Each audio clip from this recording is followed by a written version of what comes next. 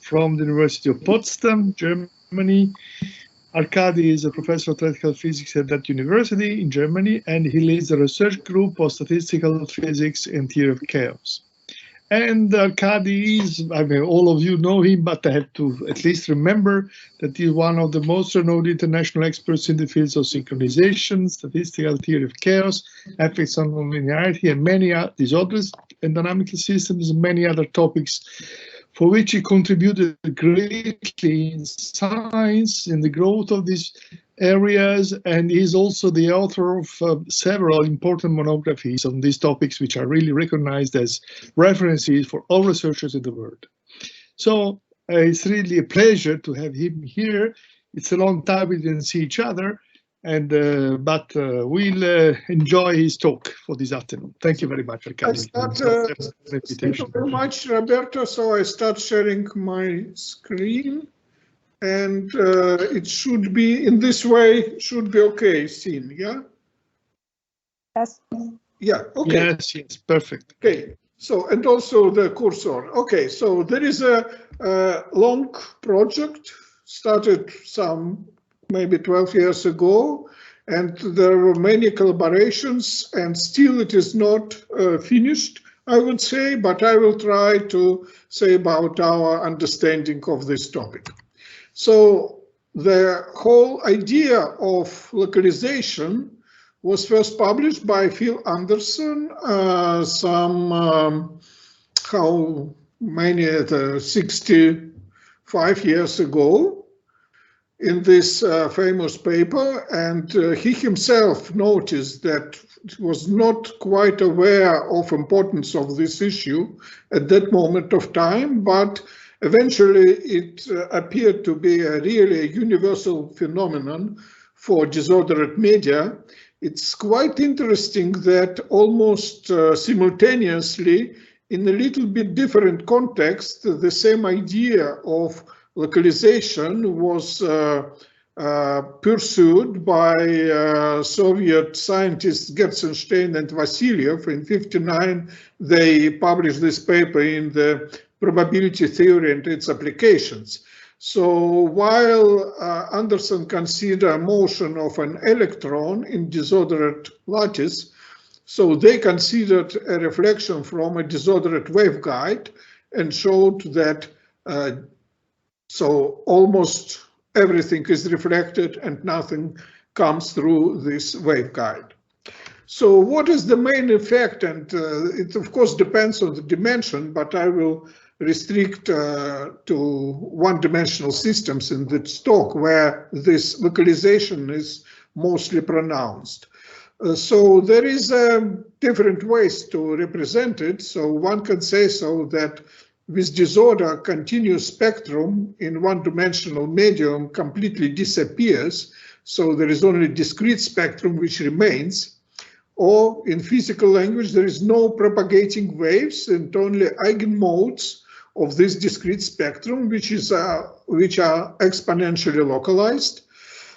This length of localization, of course, depends on disorder, depends on frequency or energy.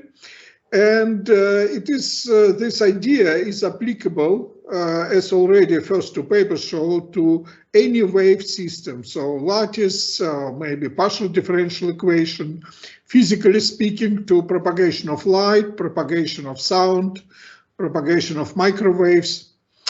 So there are two typical pictures which one draws here. So this characterizes some kind, gives idea of a typical wave function which decays in both directions, so it localized in space, and all wave functions are like this.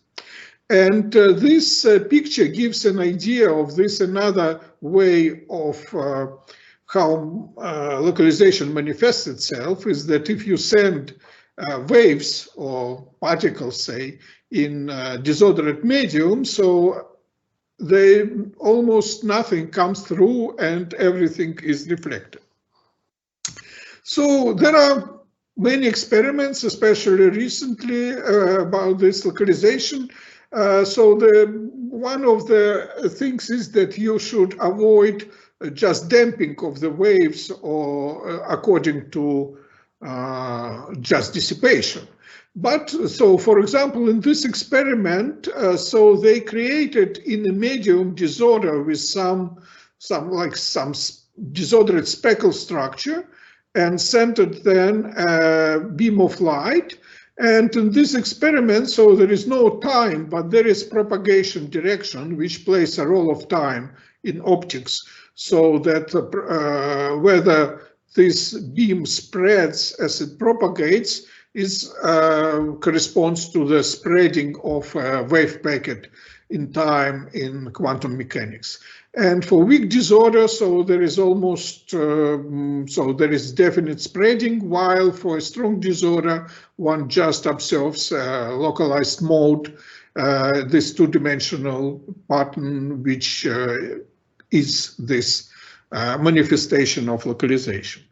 Now there is another experiment. It is more, these people were, how to say, inclined to model more a lattice situation. So they prepared this lattice structure in the direction of propagation and put here prefabricated disorder in this geometric and properties of this lattice. And they prepared different lattices, so regular one with weak disorder, with strong disorder, also centered light. It is then, here it is one-dimensional configuration, and one can see that this upper picture shows ordered lattice, so it's this beam of light propagates in both directions. With increase of disorder, it becomes more localized, and for strong disorder, it just doesn't propagate to the right, to the left. It remains at the same position, and this is exactly this localized mode. Okay, so this is even more fancy cold atom experiments where people prepared a set of some ensemble of cold atoms in one-dimensional trap, where they put also disorder, and the density of this set of cold atoms just followed here. You see exponentially decaying tails in both directions. So this is the picture of localized Anderson localized mode in this setup. It doesn't spread because with time nothing changes essentially here. Okay, so this especially experiment with lattice, it is corresponds to a very simple, I would say, dynamical model. If you look on it as a dynamical system, it is a linear lattice or linear Schrödinger equation, where there is an interaction of neighboring sides, and where there is also this random on-site potential. So with constant E, there would be just propagation of waves in this lattice, but with a random on-site potential, it becomes what is called discrete Anderson model, where one can show that all eigenfunctions are essentially exponentially localized. And so this is an example of exact calculations of these eigenfunctions for some configuration of disorder. You can see here it's in a logarithmic scale, the amplitude of this function, and it decays roughly linearly to the left and to the right, but maybe some of them are more extended, some less extended, but essentially this property that they all decay to the left and to the right here in this picture straight lined is holds for all of them, and this exactly means this localized eigenstates in the linear disordered lattice. Okay, so then the initial idea was to look what will happen with nonlinearity. So nonlinearity comes very naturally in optics. So if the medium is nonlinear, so that there is a Kerr effect, so that Refraction index depends on intensity, so you obtain a nonlinear term. And so this is the only addition. So this is nonlinear term, and to look how it changed the properties of otherwise well understood linear discrete Anderson model. So we call this Danse, so for discrete Anderson nonlinear Schrödinger equation. So it is just this lattice. So here somehow index n is missing, but okay. So, and then, so this is just equation without boundary and initial conditions, but one can supply it with different boundary and initial conditions, and according to this, we can have different problems. So, which I will discuss below. The first one is the spreading problem. So here you put non-zero field somewhere in the middle of this lattice, like in this optical experiment, maybe several sides you put non-zero psi, and which is zero outside. And you look whether this initial wave packet spreads to the right and to the left. And you just follow it spreading, so there are no boundary conditions. You consider this lattice as more or less infinite. Another problem, which we call Wickhouse problem, is more intended to understand the properties of chaos here. So here you take a finite lattice and put this field more or less uniformly in space, so not just localized at one initial position. And the idea is to look whether the dynamics will be chaotic or regular, or especially how all this behaves if beta goes to zero, because so this is a mostly interesting limit, which I will discuss. And then, but for the same lattice, you can define a scattering problem.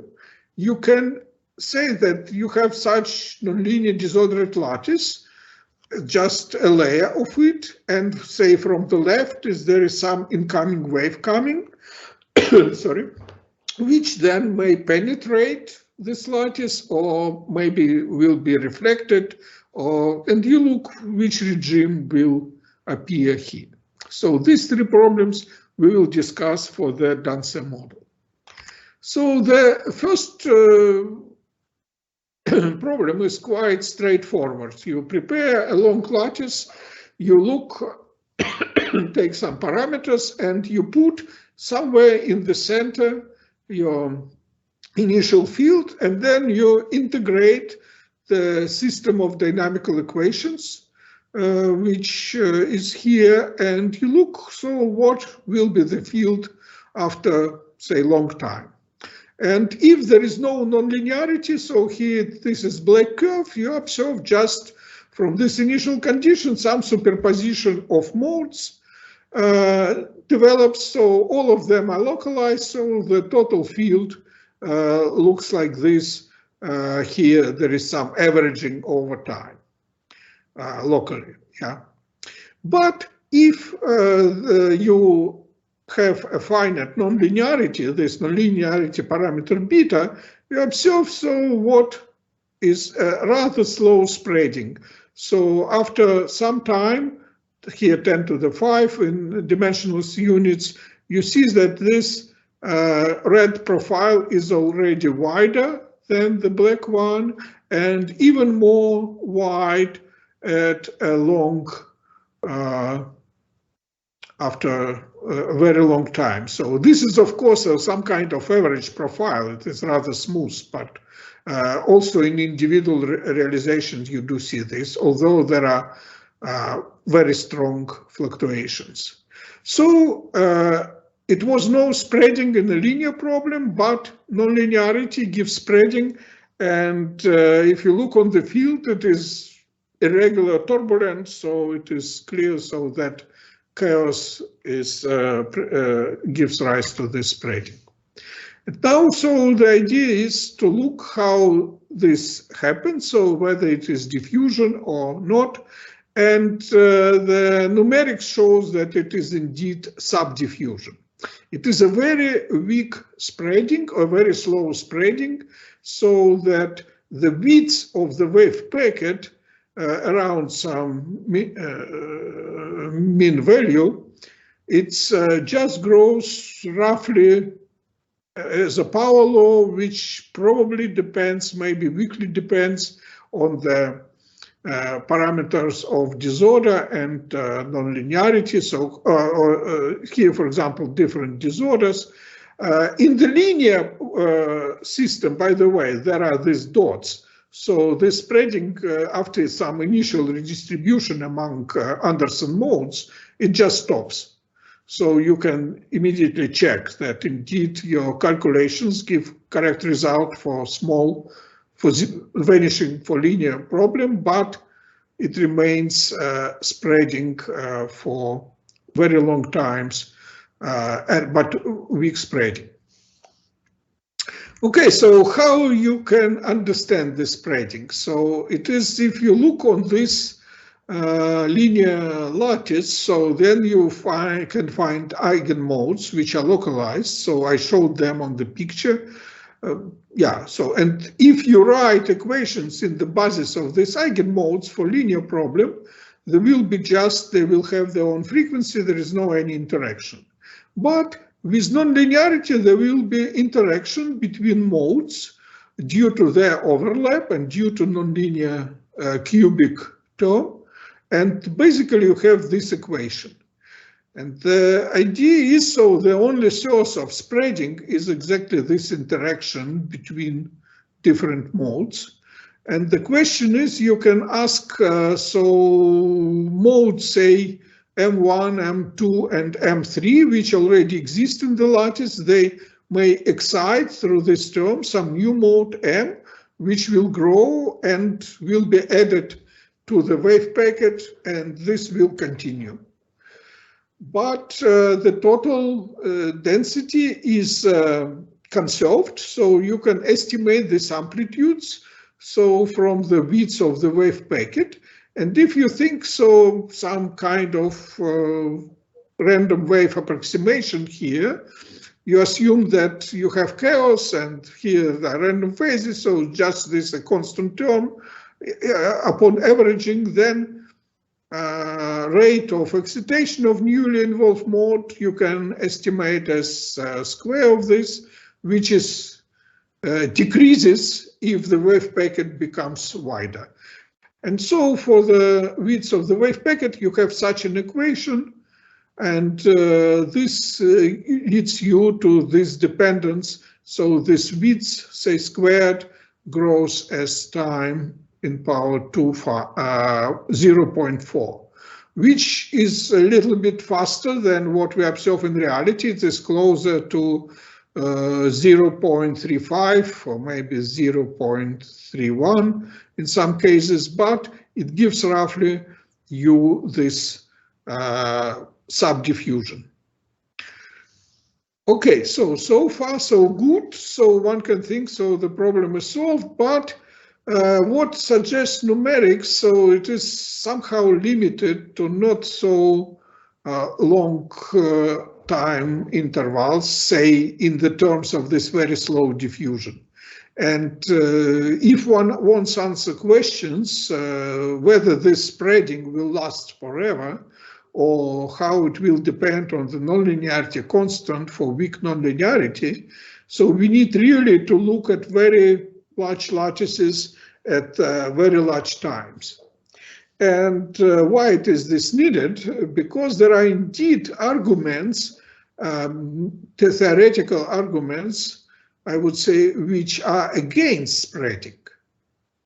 Indeed, in the course of spreading, nonlinearity becomes weaker and weaker because the field intensity is conserved. So at each side, so the field goes to zero, and with field also nonlinearity goes to zero. But we know that there is famous Kolmogorov-Arnold-Moser theory that says so that if you have a system which is close to integrable one, with a very weak nonlinearity. So then typically you will not observe chaos but quasi-periodicity. Of course, so you can argue whether it is applicable in this particular denser lattice, but this is a common, how to say, wisdom that for very weak nonlinearity, typically quasi-periodicity is observed, and for chaos you need some threshold. This is also confirmed by other nonlinear problems like, say, Fermi-Pastor maybe, which is very close to integrable one, but you need strong enough nonlinearity to have chaos. So, but here there is an additional difficulty. So it's typically we don't have just a finite system and reduced parameter of nonlinearity, but there is a number of degrees of freedom also grows. So we have a situation where nonlinearity goes down, but the number of degrees of freedom, effective dimension of the system grows. So how these two effects, so maybe this growing the number of excited sites beats this weak nonlinearity. And overall, so this is a limit of small density and large number of degrees of freedom, which is not so well understood. And so therefore we tried to work with maybe with finite lattices, but extrapolate their properties through some scaling relations. So again, it is this will be a second setup for the same model. Now I just put this parameter beta to 0, and instead my parameter will be the density of the field. So the norm is conserved, and so the norm per unit size, so it is density, it is intensive parameter which more or less governs nonlinearity level. Additionally, there is a disorder strength in this, again, so I'm missing here psi-n, sorry, for this term.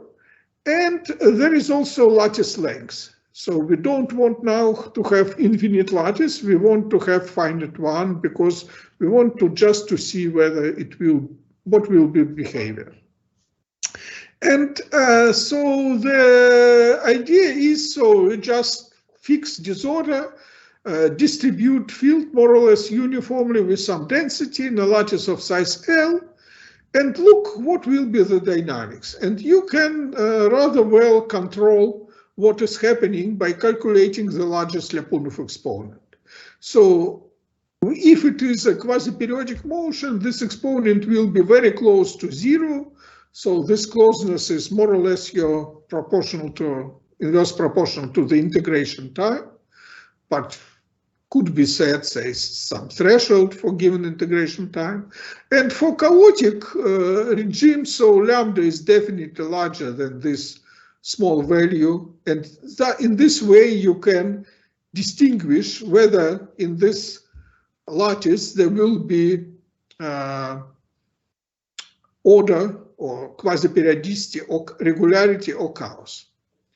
And what you expect that for small density of the field, for small nonlinearity, there will be only regularity, and for large density there will be only chaos, and there will be some intermediate transition. And this is indeed what you observe here in this statistical evaluation. So you do this with many lattices of different lengths, different disorder. Here disorder is fixed, different densities. Densities here on this axis. And you see that indeed, so in this region of densities, so it is, you almost always observe regular dynamics. Here, almost always you observe chaos. Maybe there is some still probability for quasi-periodic windows. And there is this more or less smooth transition of this probability. You need, of course, a large statistics. And so the idea is to having many such curves to somehow collapse them using some scaling. And in particular, scaling with the lattice length is already has been established by Falzoni and Toll, sorry, it's some errors in this stuff. Okay, in 91. And here the dependence on this extensive parameter is a power law, which says that in order to have regularity in the whole lattice, you have to have regularities in all its parts. So therefore, the probability is just you have a product of probabilities. Even one part which has chaos will spoil it. So this is the probability to have regularity. It scales with L in such way. And you need also some scaling with density. And we tried so different approaches. So, and it looks like so that such a formula gives quite a good collapse of all points for different rho, for different disorder, and for different L. So these are how this formula is checked. So that indeed, so there are different scalings, and especially for us interesting is this. So it is rather close to a straight line in the regime of small densities. And so, and this is most interesting because we want to extrapolate to really very small densities. And here the power law of this function is, okay, 9 to 4 approximately. Of course, so this is somehow restricted calculations, but if you think so that this will be scaling, will continue others, then you can use it to look now on the original spreading problem. Because in the spreading problem, we have not the constant density, but we have a constant norm. So we start with constant norm and our field spreads. So this length becomes larger, rho becomes smaller, and but this n is constant. So we have to substitute this in the scaling relation so that, and this gives you a probability of chaos if you believe this obtains scaling in the following form. So its probability of chaos grows with the norm, with nonlinearity, but decreases with the length. And you see, so here there is indeed minus power. So this means so that this probability goes to 0 if the wave packet spreads. So regularity wins. And so this scaling says that eventually at some point, so this chaotic spreading should stop. But if you put these numbers and estimate it, they are far, far beyond possibilities of direct numerical simulations of dances. So it is a, so this estimate is just, so to say, many orders of magnitude separated of what we can see in the calculations.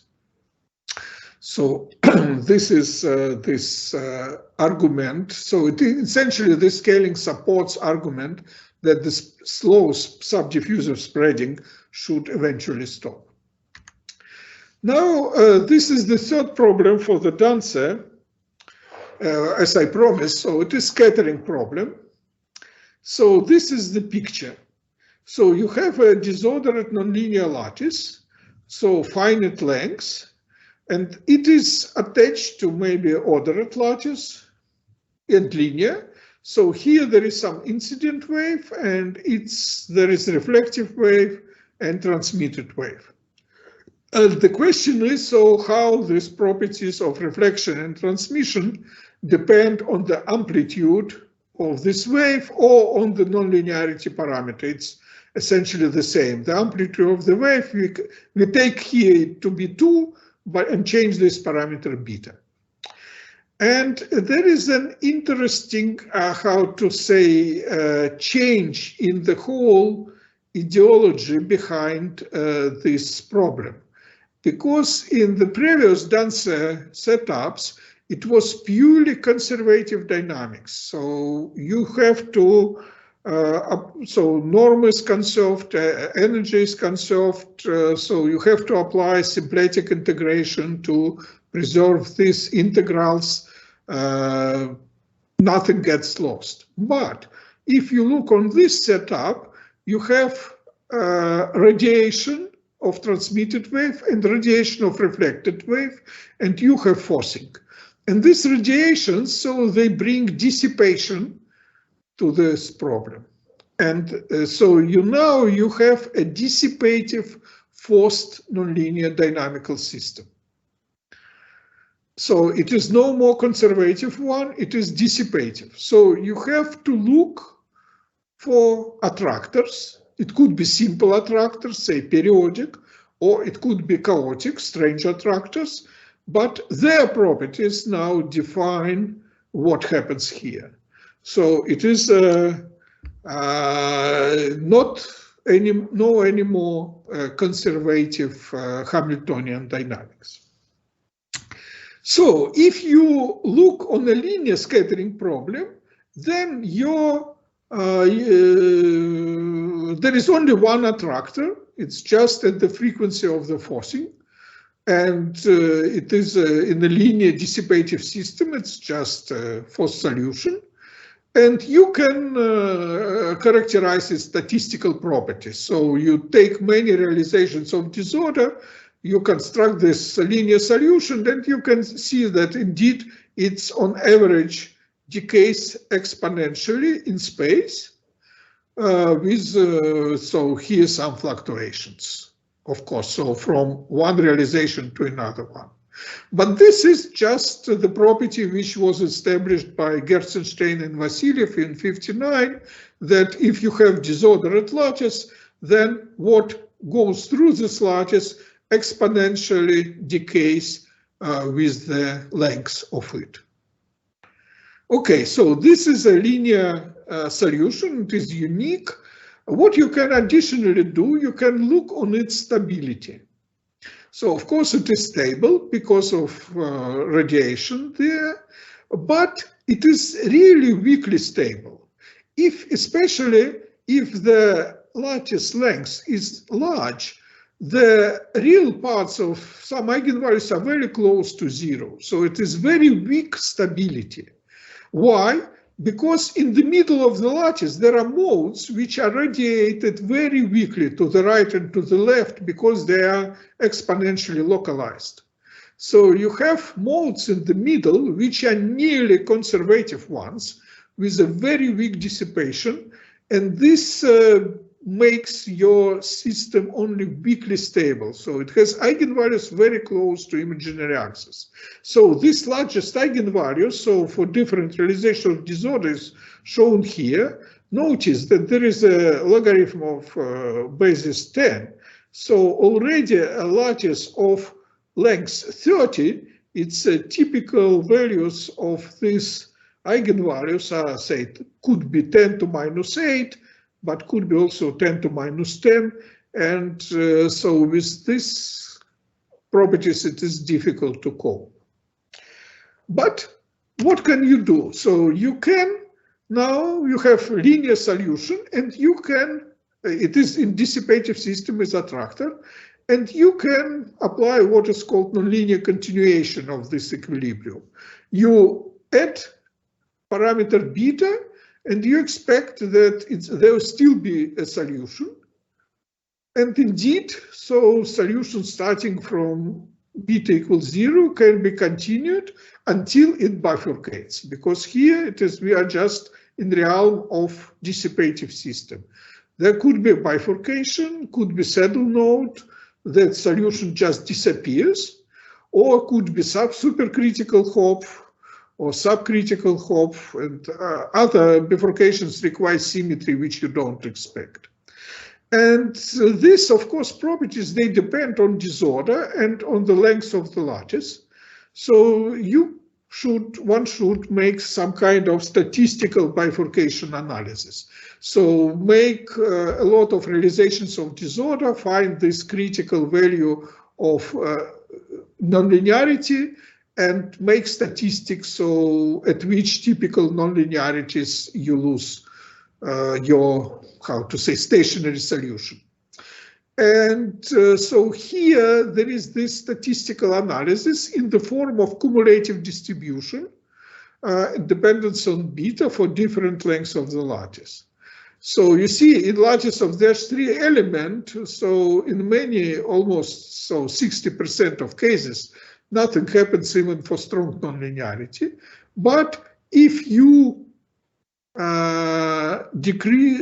increase the number of elements so that this bifurcation happens at smaller and smaller value of nonlinearity.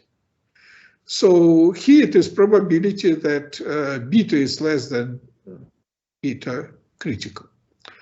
And if you look here on a median of these curves for different L, so that means, so this is value of nonlinearity at which half of realization already past bifurcation, already are destroyed in some sense. So this is quite interestingly a good power law, so which looks like this.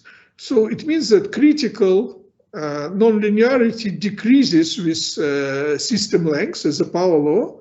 We could not extend above 30 because of these numerical problems, but it looks like that if you have long enough medium and scattering problem, stage equilibrium gets unstable at very weak nonlinearity. And what happens after that, it's also, so it's, you can only follow numerically. It's in small, short layers, chaos is less probable, periodic regimes or another static regimes dominate. But in long layers, so space-time chaos is typical. And if you have a space-time chaos, you have a transparency of your layer because you have turbulent state inside your nonlinear lattice and your transmission will be approximately the same as the reflection, so of order 1 and not exponentially small. So as finite lattice due to chaotic destruction of localized state becomes transparent, but in some turbulent way. This, I would say, so there are huge numerical problems in all the simulations because of this exponentially weak dissipation of central modes. So it is it's not quite clear if altogether these simulations with standard numerical procedures are reliable because so this property of having exponentially weak dissipation may become important for central modes, although for modes close to the ends of the lattice, they are really well radiated. Okay, so this is my conclusion about Dancy model. So I'm about 35 minutes, so these are clear indications that nonlinearity destroys Anderson localization. Asymptotic regimes is difficult to clear, scaling approach helps, but it's still not, it's based on extrapolation to some values which we cannot test numerically. It's interesting that scattering is a dissipative problem, but with similar effect again, linear, how to say, regime is at some critical nonlinearity destroyed and turbulent transmission. Maybe at this point I ask if there are urgent questions, and if not, I will continue with the second shorter part. Arkady had just a small curiosity, may I? Yeah, sure. What's about the frequency of the forcing in all this process of transmission? You see, it is of course, so we always take in the centrum of the band. So okay. yeah, but because close to the boundaries, you have certain effects. There's additional difficulties. Yeah, yeah. Thank you. Okay, so if not, I will now go to the second part. So because of these difficulties to understand what happens really at very large times and to have a more clear picture, we started thinking, so could we maybe have a model which is better than Dancer? And the difficulty in Dancer is that linear modes are exponentially extended. So they're of course localized, but they have these exponential tails. And in order to take into account, you have to have a lattice where the excited modes are still there, so they're not at the boundaries.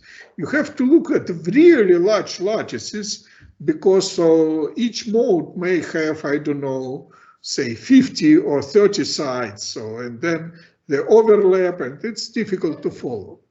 And we were thinking, so can we have maybe models with similar dynamics or similar, how to say, not the dynamics I would say, but similar phenomenology, but which are simpler, which are more strongly localized modes. And we started to look on so-called strongly nonlinear lattices. Now, you see, so it's Dancer model is also a lattice, but let us go to the realm of classical equations where you have oscillators which are coupled or modes. And for example, FPU lattice is of this type. So you have kinetic energy term and maybe local quadratic potential.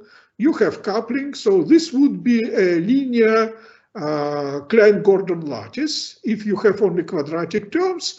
But maybe you also have nonlinear local potential, and maybe you have also nonlinear coupling. This will be nonlinearity added to otherwise linear lattice. So this is more or less like a Dancer model, but okay, in classical variables, momentum and coordinate. But let us modify this model and cut this linear coupling. So you have local oscillators which are coupled only nonlinearly. There is no linear coupling between neighbors, only nonlinear coupling. So you can say set kappa equal to 0 and you will get a strongly nonlinear lattice. So there are indeed examples of such, say in people working with granular media, they work with such lattices because this famous toy, Newton's cradle, so here the interaction between elastic spheres is according to the Hertz law, it is proportional to, just not to displacement like in linear lattice, but displacement with additional square root of displacement. It's just because this is the area along which these spheres interact. So if you think so, you bring two spheres pressed together, and then interaction area will be square root of displacement, and it's additional term here. So this equation for this lattice are strongly nonlinear. Of course, so you have to complement if they are not pressed, but basically it is a strongly nonlinear lattice. It's exactly of this type. And there are people studied this in the realm of, say, granular media and such models. And there is several properties which they mention for such lattices. So they call it sonic vacuum because there are no phonons and no propagating linear waves and modes at all. So you can say that localization length is just one. So every linear mode, if it exists, it's restricted to just one side. There are no exponential tails. So in such a lattice, only nonlinear waves can propagate. It's not forbidden. Something like solitons, or here it's typically compactons having finite support. if the lattice is regular. And if you have finite energy density, so typically it is chaotic turbulent states are absorbed because of this strong nonlinearity, absence of linear regime. And like in Danse, so you can, in Danse, you remember we wrote this equation for the modes, but this term was rather complex because of overlap of exponentially decaying Anderson modes, and there are many modes interacting in the Danse model. But here, this M1, M2, M3 are just nearest neighbors. So it becomes nearest neighbor coupling in M space, which is quite simple.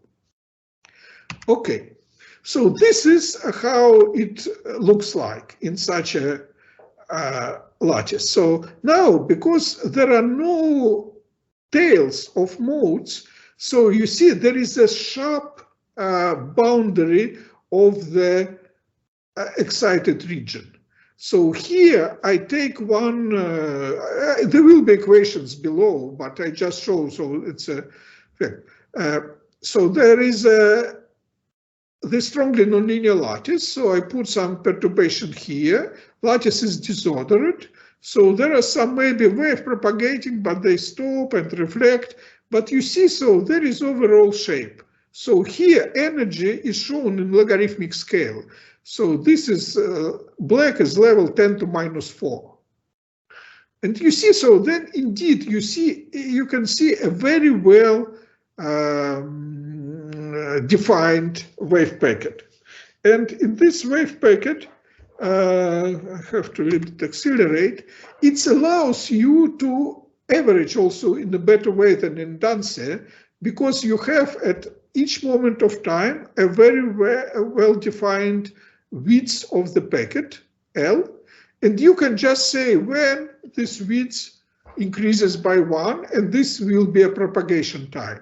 And this propagation time is calculated at constant L, at constant density, and this is an advantage if otherwise you average at constant time.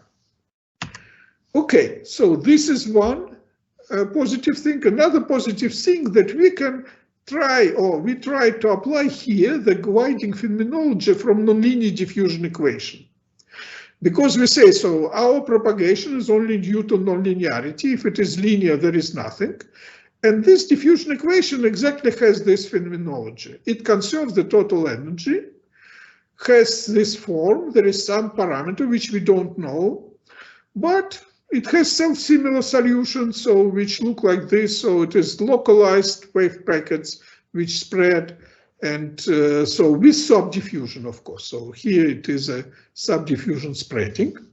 But we can reformulate this spreading to get rid of some unknown constants.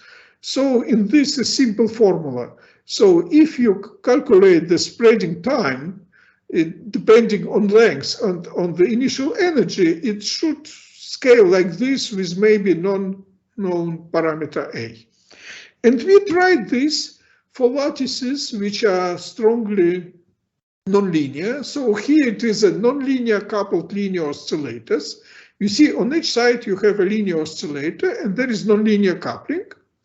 And these times, so they grow because so the spreading becomes slower. But if you apply this scaling, there is a very nice collapse of points, and this is a good news. But the bad news is that this is not a straight line, so it is a more curved. So it is spreading becomes slower. It is not just a power, it becomes slower. And you don't know if it will eventually stop or will just go some way. So it is still question, but at least for very large range of energies and lengths. So we have a nice description.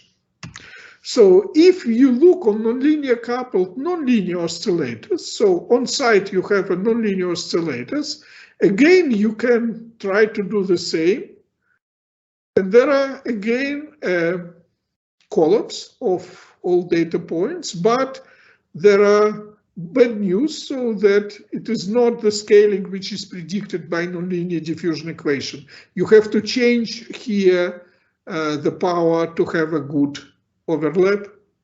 But the good news that this is indeed a straight line. So it looks like that here, if you extrapolate, it will last forever.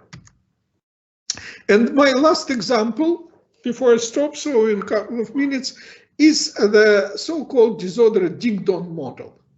So this is looks like a Newton's cradle, but you make some distance between these spheres. So it is essentially introduced by Entropnik. It's a lot of mistakes. So it is linear oscillators interacting via elastic collisions. So you can calculate everything. You just calculate collision times. It's like point gas particles on a line with elastic collisions. So, but of course here oscillating, and you really can go to very long times. So here, this example just of one trajectory. So this is size. And this is time at which this size is achieved. So you can see, so this logarithmic scale, these are delta t, so how much time it takes to hit a neighboring point, because here it is a clear distinguish. So there are some oscillators at rest, and in the middle they are chaotic. And then sometimes from the side you hit another oscillator, which is then involved in this chaotic cluster. And it is really a subdiffusive project. Again, you apply this nonlinear diffusion scaling. It's a good collapse of points, and the scaling is approximately this subdiffusive type. So it gives you a power law 0, so 1/3 for the square displacement, or just displacement has this power 1/6 approximately here for different disorders and different energy. There is some crossover from here it is a strong chaos probably propagation, and here there are rather seldom events when, so you have to wait until close to border there will be some excitation, and then it hits another. So there is this explanation for this disorder. So these are my overall conclusions. So to the second part, so they provide a little bit more clear picture, say compared to Danse, because you can go in some cases to longer times, and you have a good control of the shape of the wave packet. Scaling approach helps, and especially scaling based on the linear diffusion equation looks very helpful, but doesn't provide, how to say, final answer.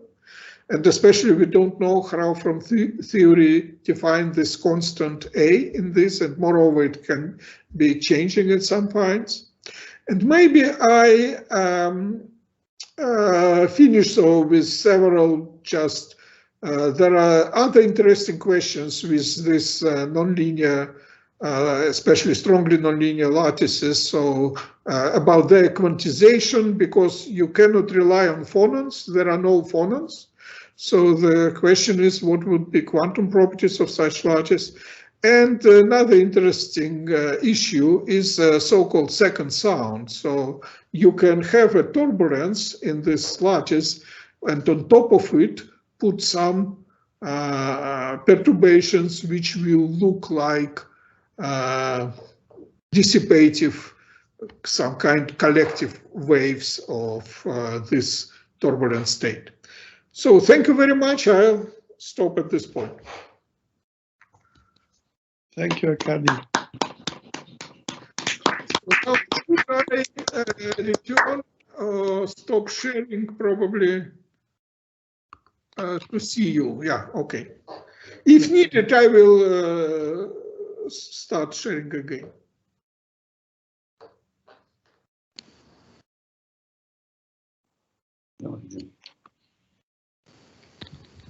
Can I ask a question? Sure. In this nonlinear diffusion equation, the fact that the diffusion coefficient goes to 0 with the, let's say, energy is due to the fact that the chaos is weaker and weaker, right? So when you go to small energy. Yeah, there should be no linear diffusion. You see, so you say because there is Sure. There is nothing. So do you think that there is a? I mean, I guess the Laplace exponent has to go to 0 with the small energies, right? So is there a relation between these two quantities, or just on a different time scale? Yes, I expect so. Yes, one could maybe relate, but you see, so I don't see any way to, at the moment, to derive such a linear diffusion equation. I have seen several papers where people try to do this in some kind of diagrammatic form, and they get for this something like 2 for this parameter A, but it doesn't represent any reality in this strongly nonlinear lattice. So it is not 2. So it's too naive to think that the diffusion coefficient is proportional to the Lyapunov exponent. You see, so it is somehow a little bit elusive. So if you look long on this Dingdong model, you can see so that if there is some, how to say, you have large lattice, and it has more or less something which looks like chaotic spots. So chaos is somehow localized, and these spots can weakly propagate. And if they propagate to the outer border of this domain, so they can hit another one. And then, so energy in these spots becomes even weaker. And so they even weakly propagate. So it is something like this phenomenology, but it is not like something homogeneous. See, so it is like chaotic spots which dominate at very small densities, because you don't have enough energy to have this chaos everywhere. But on the other hand, you see, so because it is reversible system, chaos cannot, or collisions cannot completely disappear. Chaos should remain somewhere, but it remains in this form of few spots.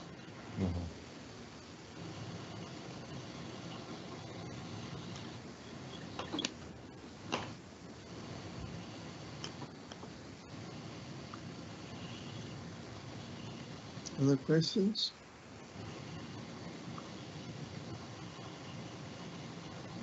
No one raised the hand, so. Perhaps I can ask you another thing. So your idea at the end is that sooner or later the propagation of these packets should stop. You should meet this KAM limit, right? This is more or less the idea. If you see, yes. Yeah. See, there are arguments toward it. You cannot observe it, but I can imagine also arguments against it. Yeah. Because you see, maybe when you propagate, you don't go through typical situations, but you remain in some kind of chaotic layer, which is untypical, but still exists. And you remain there, but not in the typical. So the question has not been settled with respect to 10 years ago.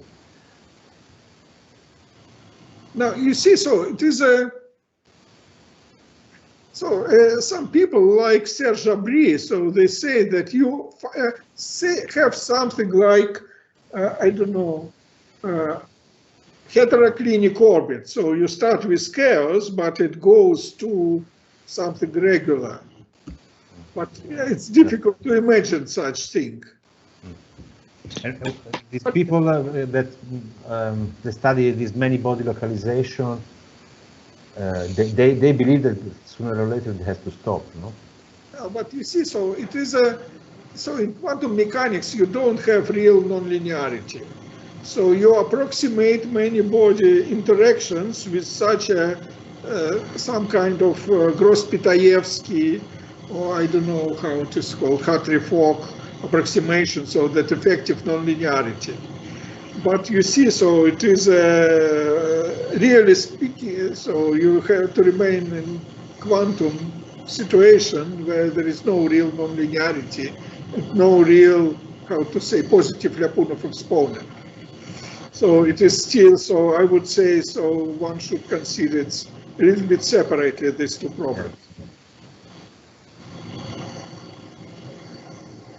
So Arkady, but in all the processes that you discussed, in some sense you have subdiffusivity as a standard situation. So this is in some sense a sort of, how to say, even if the exponents are not exactly the same, but this is a unifying concept in some sense. So this is what you observe immediately, almost immediately.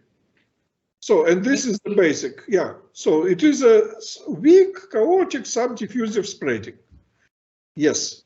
Then all the mechanisms that may enter the game may be quite complicated in some sense. So you were just mentioning that you had the possibility to explore atypical situations, which in my opinion is extremely interesting because there is a very, how to say, non-standard point of view, at least for those people who are used to think about physics in a linear approximation. I mean, so so I would say, so in a extremely nutshell, is that localization is destroyed and instead weak diffusion appears. So let us put it this way. That's the message. That's very interesting. But then it's when you start, then it becomes less and less, how to say, you have to convince skeptics and so. I see. No, I understand the point.